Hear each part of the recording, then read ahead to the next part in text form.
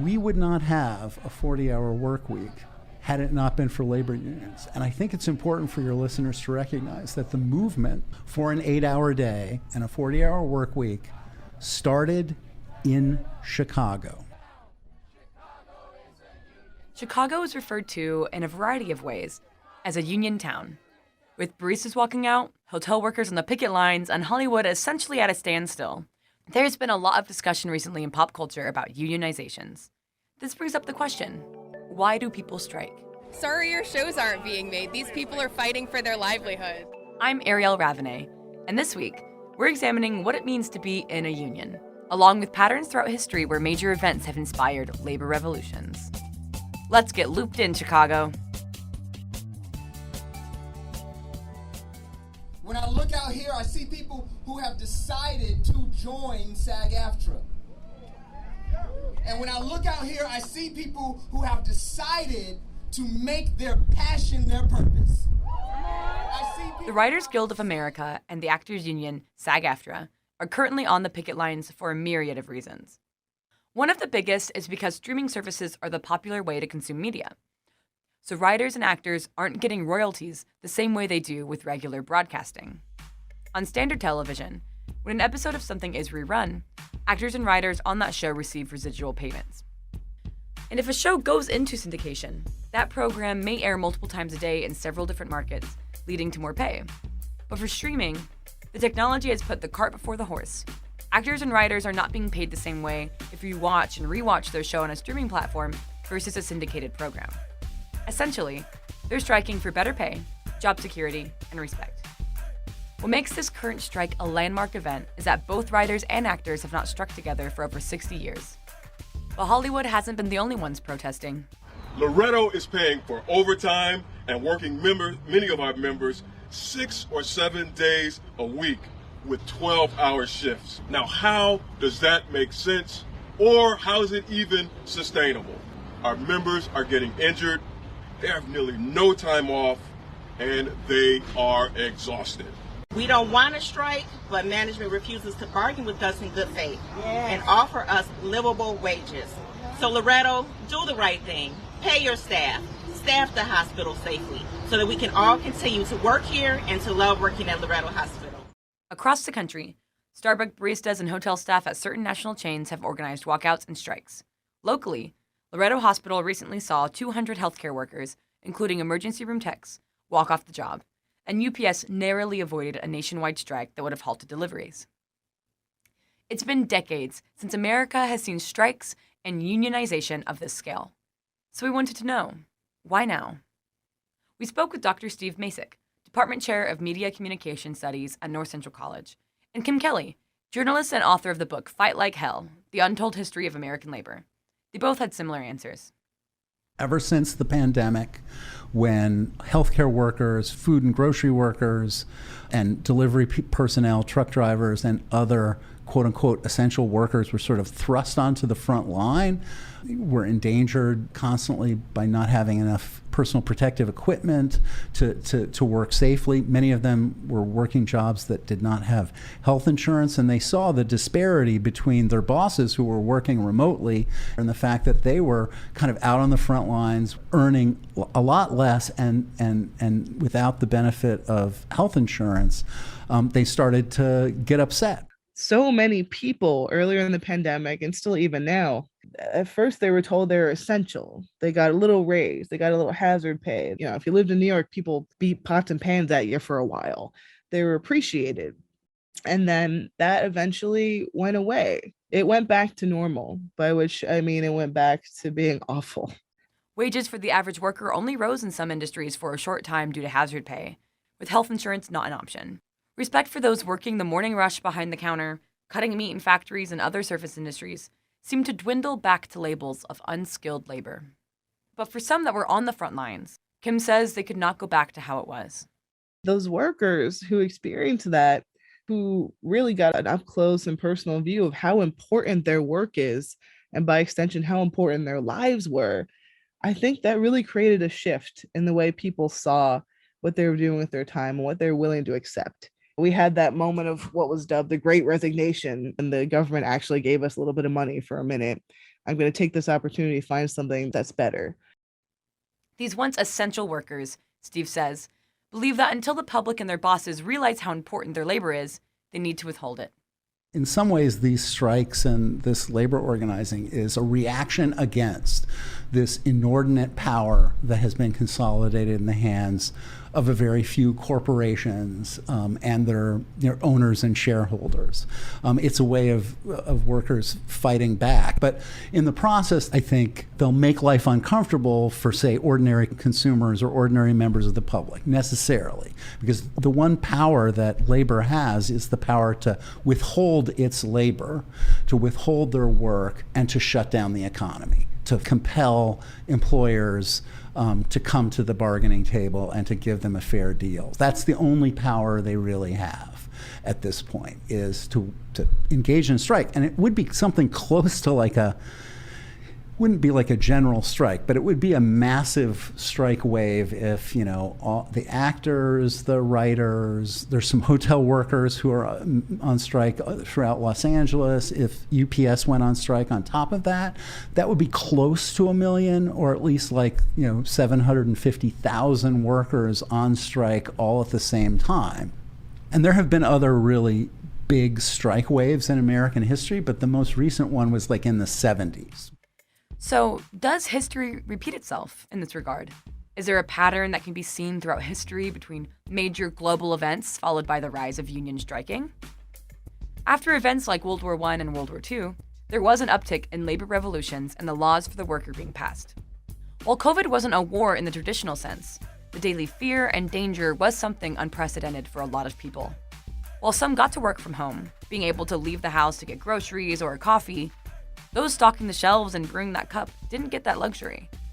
So with the world at a standstill, they had time to reflect and get angry. I don't think we would have seen as much of a rise in interest in unions and in workers' rights and labor power if so many workers hadn't gone through that horrific experience earlier in the pandemic. I think it has had a massive impact on the way people see the value of their time and their work and their place in the world. People aren't necessarily willing to put up with nonsense anymore. People have really gotten a very clear view of how important their labor is, how nothing works without them. And I think that is kind of underpinning the moment we're in right now. A time we can look back to with this scale of labor uprising is the 70s. America was at the tail end of the Vietnam War. Movements during this time were a continuation of the 60s. Free love, civil rights for groups like Asian Americans and LGBTQ folks, second wave feminism, and rampant protests against the war. On the surface, these fights may seem like individual issues, but Kim says the intersection of identity is more important than some know when it comes to the labor movement. Whenever we're talking about a specific movement for liberation, whether it's the Black Power movement or the Civil Rights movement, the queer and trans liberation movement, women's rights, all of these different movements, I think there is this tendency to look at them almost in a bubble, right? Like whatever's happening there is what happened within that scene, and that's what was going on, and they weren't connected to anything else. And that's absolutely not the case. One of the reasons that it was interesting for me to jump in this labor history through that lens was to see how deep those intersections run. Like, for example, I included a whole chapter on how figures in the civil rights movement were also involved in labor. There was such a beautiful overlap in this one specific example I always love to bring up during the Section 504 protests in the 70s, when disabled activists occupied a number of federal buildings across the country, most notably in San Francisco. They were able to keep that occupation in San Francisco going for almost a month because they had help from the Machinist Union, who provided them resources and transportation. They had help from the Black Panthers, who fed them, because a couple of the disabled activists were also Black Panthers.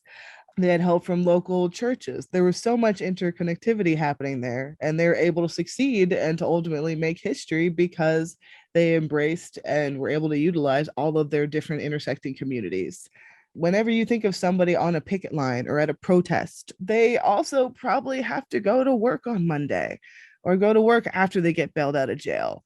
And the fact that the condition of being a worker is one of the few nearly universal experiences that we all share almost everyone has had a job or has a job now or will have a job eventually. That is, I think, really valuable when it comes to understanding the way people's other aspects of their identities intersect and the ways that we can use them to build a stronger movement and to win gains and win victories. And so, with that said, why do you think some groups and leaders have been not only left out of history books, but also perhaps like this intersection of people fighting together, people joining, other causes? Why do you think that has been kind of left out and not really spoken about as much? It's too powerful. And something, especially throughout labor history, and when it comes to the more mainstream, readily available histories that are easier to access for people that aren't within academia, I think there is kind of this almost mass erasure of people, leaders, and movements within the broader labor movement that have been a little too radical, who've had politics that were a little too red, a little too inconvenient. I mean, a lot of the folks are not only socialists, but they're communists and anarchists. And that's not necessarily a political legacy that everyone is comfortable with acknowledging, which, like, okay, you do you, but also it's just a bare fact that communists and anarchists have been a huge part of the labor movement since the jump. The working class does not look the way that it's been portrayed to us by major media outlets and grifting politicians. It's always been much more colorful, much more multi-gendered, much more queer, much more radical than we've been led to believe. And I think part of that is just the fact that if more people knew that and saw themselves in the movement and saw themselves in these past struggles and in these leaders, that it would just make us a whole lot more dangerous to the status quo, to the powers that be, whether we're talking about corporations or politicians or even some more, entrenched labor leadership. With this pattern of events leading to strikes and unionization, I wondered, are people that are striking today also using tactics from the past?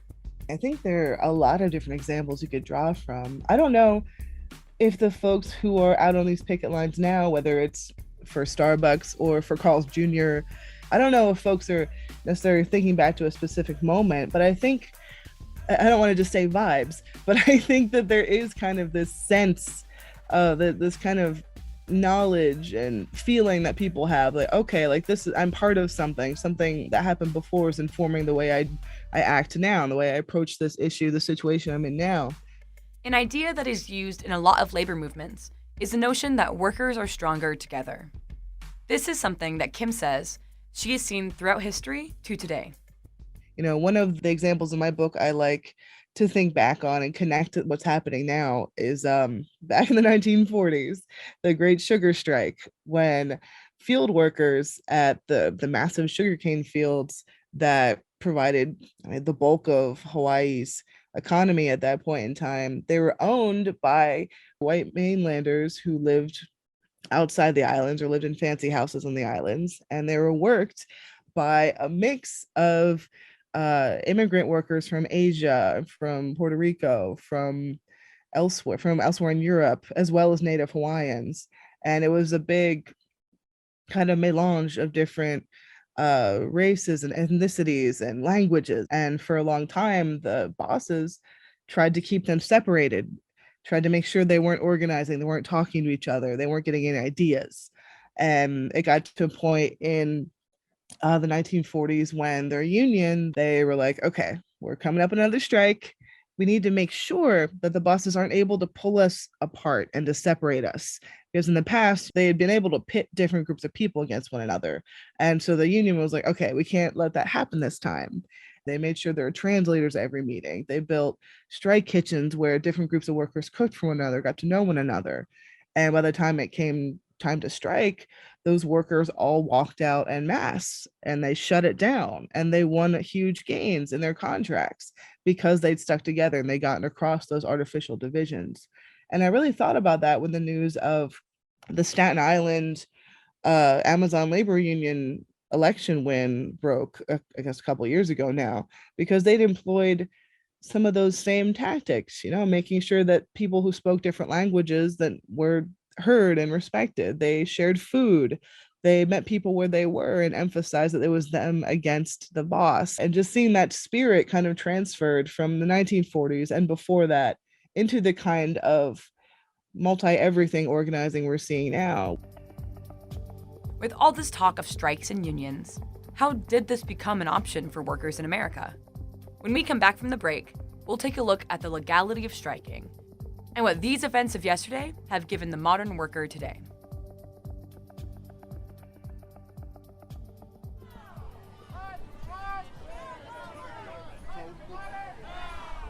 One thing I kept hearing in research for this story was the word solidarity, and not just from members of SAG-AFTRA supporting each other, but even from those who aren't in a union yet.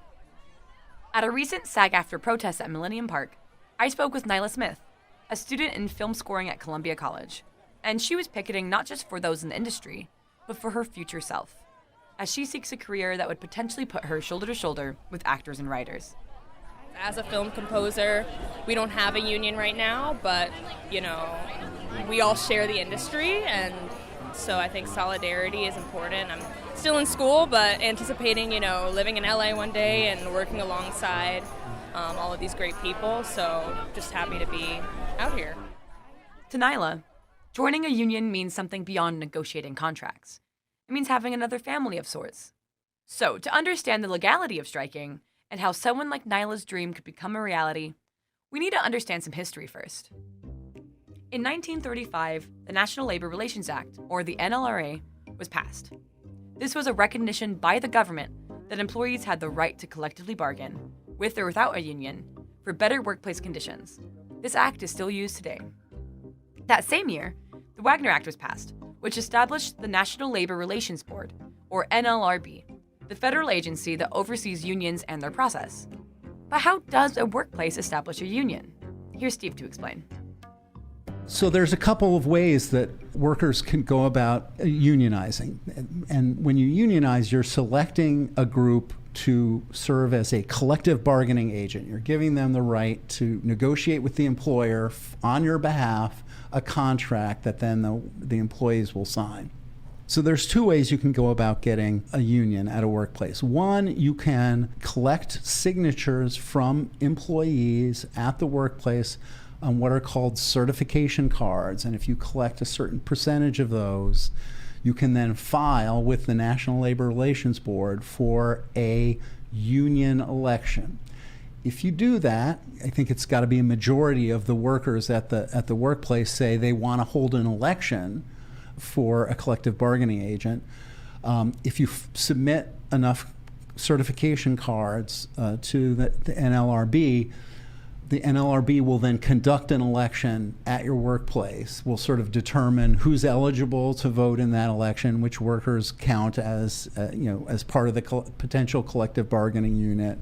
And one of the other things that's supposed to happen is as soon as an election has been filed for, the employer cannot change any of the conditions of the work, including pay. So they can't just all of a sudden raise workers' pay in an effort to get them not to vote for the union, or give them a better health insurance plan after the election's been filed for to sort of buy their vote in the union election. They're not allowed to change any of the conditions, any of the terms of employment. That's filing for election is what, I think the standard way most workplaces get unionized is through an NLRB run election, certification election. There is another way, which is what's called striking for recognition. This happens when a group of workers decide they're not going to risk going through this whole election process, which is very protracted, it's expensive, you don't know what's going to happen. Instead, they go out on strike demanding that the employer sit down with them and negotiate a contract with them to end the strike. That doesn't happen as much anymore. So what does the board do when an employer violates the National Labor Relations Act? To read directly from the NLRB website, under its statute, the NLRB cannot assess penalties. The agency may seek make-whole remedies, such as reinstatement and back pay for discharged workers, and informational remedies, such as the posting of a notice by the employer promising not to violate the law. So, If employees plan a walkout or strike due to workplace conditions, they are protected by the NLRA to not get fired and to receive back pay for the time spent in the bargaining process. We've actually seen this in recent years with Starbucks. When stores started to unionize a couple years ago, some would get shut down by the company and/or find employees leading the movement fired. The company was brought to court for their behavior in 2021 to 2022. The case consolidated 35 unfair labor practices over 21 stores. This March, NLRB Administrative Law Judge Michael Rosas ruled the behavior to be egregious misconduct and illegal. So we've heard a lot about the history of the labor movement in America and why people are striking today. But what effect did these moments in history have on the workplace we see today? Key role in pushing for Social Security and unemployment insurance. We would still probably have child labor in this country if it weren't for labor unions. Labor unions played a big role in putting in place laws against sexual harassment and racial discrimination. People forget that Walter Reuther and the steelworkers were big funders of the civil rights movement and big supporters. Not all labor unions were supportive of the civil rights movement. So there's a lot that I think you can trace, a lot that we take for granted. We all take for granted that your employer shouldn't be able to force you to work 80 hours a week without paying you extra, right? We all take it for granted that 10 and 11-year-olds can't go be forced to go work in factories. Those reforms were won by labor unions or their allies. They're in the political realm. I think also workplace safety regulations of various kinds. They're not exclusively the creation of labor unions, but we wouldn't have them had it not been for labor unions drawing attention to especially dangerous working conditions in manufacturing and industry and raising the public's awareness. The big thing is, Social Security, unemployment, 40-hour work week. If you like the weekend, if you appreciate having a weekend, you can thank organized labor for that. With the Starbucks roastery in Chicago filing to unionize, the WGA and SAG-AFTRA still in negotiations, and the Teamsters recently settling on a contract for UPS workers, what happens when a union negotiates and approves a contract that leaves some workers unhappy? No one's ever 100% happy, but striking that balance in the favor of the workers, and ideally the most vulnerable and marginalized workers, that's the key to good union leadership, I think. People being annoyed about the contracts, I think, has fueled a lot of the reform movements we've seen in unions. Like in my union, there's a lot of different people in our union council with different experiences, and some of them are more set in their ways than others, and that wasn't serving a part of our membership for a good while. So some of us who are younger and more progressive and a little more militant ran for council seats, and we got in, and we've made a lot of changes. Unions are complicated. They're not like a panacea to fix everything. They're still made up of people, but people have the capacity to change, especially when they organize among their coworkers and their fellow union members and say, you know what, these guys are all right, but I think we could do a better job. Thanks for listening to this episode of Looped in Chicago. This episode was hosted by me, Ariel Ravenay, produced and edited by myself, Jim Hinkey, and Lizzie Baumgartner. Be sure to subscribe, rate, and follow us on the Odyssey app, wherever you get your podcasts. Plus, follow us on social media at WBBM Podcasts. We'll get you looped in again, back here next week. See you then.